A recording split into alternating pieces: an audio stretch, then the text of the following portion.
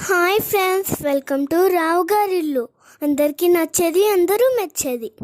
Hello guys, welcome back. So ఈరోజు video special ఏంటంటే, actually మీకు స్పెషల్ కాకపోవచ్చు, కానీ నాకైతే ఇది స్పెషలే. ఎందుకంటే మా అమ్మమ్మ ఢిల్లీలో ఉంటారనమాట. సో బేసిక్గా ఏంటంటే షీజ్ మై అమ్మమ్మ సిస్టర్ అనమాట. తను ఢిల్లీలో ఉంటారు, అంటే లాంగ్ బ్యాక్ సెటిల్ అయిపోయారు అక్కడ. So she came back to Hyderabad మమ్మల్ని కలవడానికి.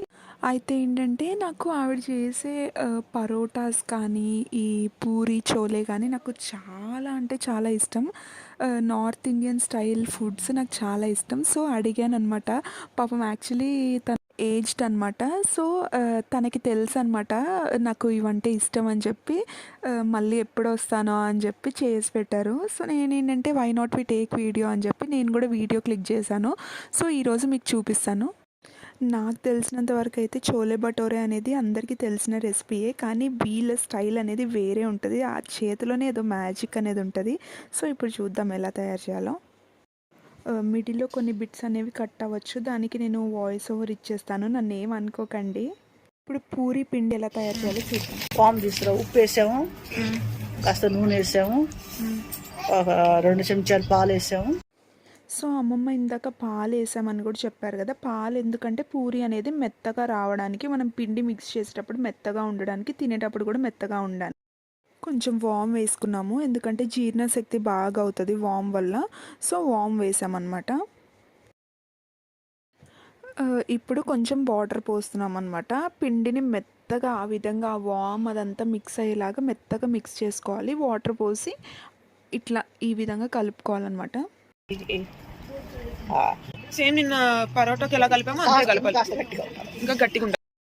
సో చూడండి ఎంత గట్టిగా పిసుకుతున్నారో, ఎందుకంటే లోపల పిండి అనేది ఎక్కడ కూడా మనకి గట్టిగా ఫామ్ అవ్వకుండా ఉండడానికి గట్టిగా పిసికి ఆ తర్వాత తగినంత నీళ్లు పోసుకుంటా ఉన్నారు. చూడండి ఆవిడ ఏజ్కి, ఆవిడ చేసే పనికి, అంటే వాళ్ళు అప్పుడు తిన్న తిండి అటువంటిది. సో వాళ్ళు అందుకే అంత బలంగా ఉంటారు. ఇప్పటికి కూడా వాళ్ళ పనులు వాళ్ళు చేసుకోగలుగుతారు. చూడండి ఫ్రెండ్స్, పిండి మీద ఇలా తడిగుడ్డ వేసుకొని పెట్టుకోవాలి, ఎందుకంటే పూరి మెత్తగా వస్తాయి. ఇప్పుడు శనగలు చూసేద్దాం మనం.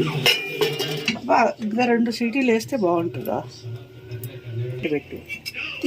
చోలే ఆల్రెడీ బాయిల్ చేసుకొని పెట్టుకున్నాము. ఒక 4-5 పచ్చిమిర్చి, ఇంకా వాటర్ వేసుకొని, తగినంత వాటర్ వేసుకొని బాయిల్ చేసుకొని పెట్టుకున్నాము. బాయిల్ అయినాక అందులో ఉన్న పచ్చిమిర్చి అన్నీ తీసేసి సైడ్లో పెట్టుకోవాలి. ఈ చోలే భటోరే చేసుకోవడానికి ఒక మసాలా అనేది ఉంటుంది. దానికి కావాల్సింది ధనియాలు, మిరియాలు, చెక్క వేసి లైట్గా వేయించుకోవాలి. ఇవన్నీ కలిపి ఒక ఫైన్ పౌడర్ లాగా చేసుకోవాలి.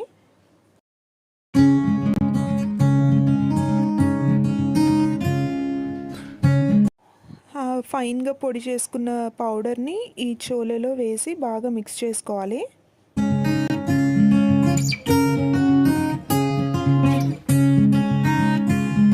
ఆ పౌడర్ ఏదైతే ఉందో అది వేసి బాగా మిక్స్ చేసుకున్న తర్వాత ఇందులో ఒక 1/2 టేబుల్ స్పూన్ కారం అనేది వేయాలి, రెడ్ చిల్లీ పౌడర్. మిరియాలు వేసాం కాబట్టి ఎక్కువ అవసరం లేదు, మన టేస్ట్కి తగినంత వేసుకోవాలి. ఎక్కువ తినేవాళ్ళు ఉంటే ఎక్కువ వేసుకోవచ్చు, మీ ప్రిఫరెన్స్ని బట్టి. కారం కూడా వేసి బాగా మిక్స్ చేసుకోవాలి. మిక్స్ చేసుకున్న తర్వాత నెక్స్ట్ వచ్చేసి ఇందులో చింతపండు రసం అనేది వేయాలి. చింతపండు ముందుగానే నానబెట్టుకున్నాను, అందులో ఆ రసం వేయాలి. ఫస్ట్ వేసిన రసం తర్వాత ఇంకా చింతపండు మిగిలితే మళ్ళీ అది పిండేసి ఆ రసం కూడా వేసుకోవాలి.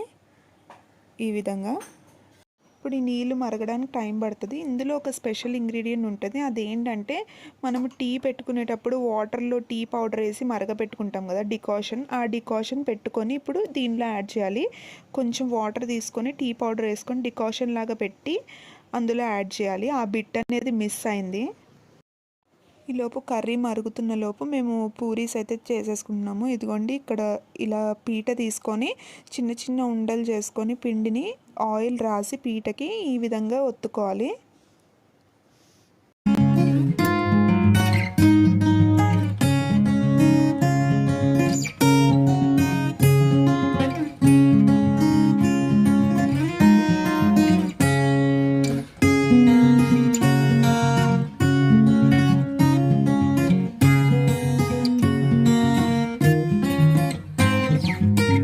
నెక్స్ట్ ఈ ఈ విధంగా ఆనియన్స్ పొడుగ్గా కట్ చేసుకొని, ఒక ఆనియన్ అయితే సరిపోతుంది. ఈ విధంగా కట్ చేసుకొని సైడ్లో పెట్టుకోండి. నేను లాస్ట్లో చెప్తాను ఇవి దేనికి వాడతామో.